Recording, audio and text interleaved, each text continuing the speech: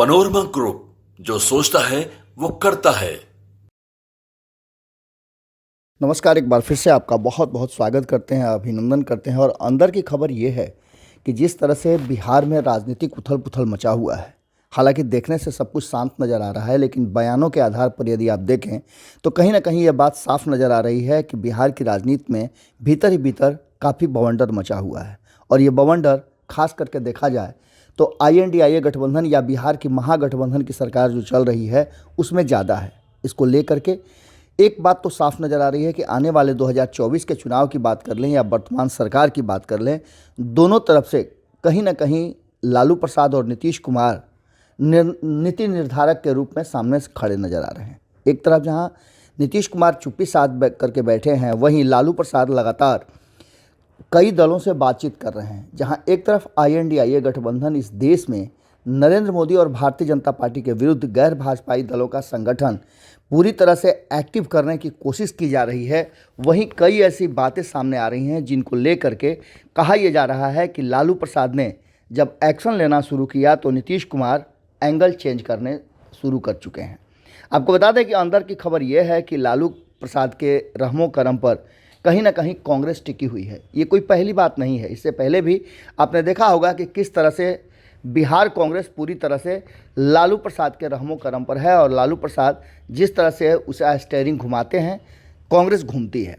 यही नहीं, आपको याद होगा कि आज से 3-4 महीना पहले लालू प्रसाद जब सदाकत आश्रम, जो कि बिहार कांग्रेस का प्रधान कार्यालय है, वहाँ गए थे तो वहाँ उन्होंने बहुत सारी बातें कही थी, जिसमें उन्होंने वर्तमान प्रदेश अध्यक्ष को लेकर के भी कहा था कि उनको अध्यक्ष बनाने के लिए और उनको संसद में भेजने के लिए ये सारी बातें लालू प्रसाद ने सोनिया गांधी से की थी।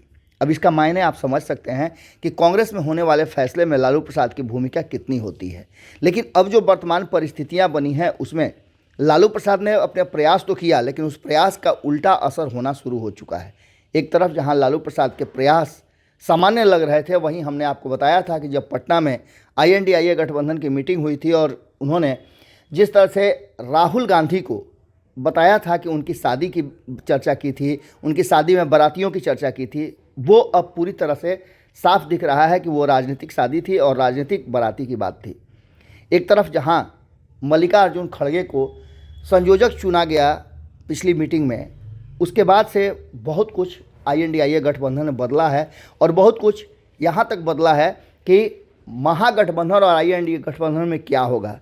तो हम बार बार आपको बता रहे हैं कि लालू के रहमो करम पर टिकी है कांग्रेस, लेकिन यदि नीतीश कुमार ने अपना हाथ खींच लिया तो क्या होगा।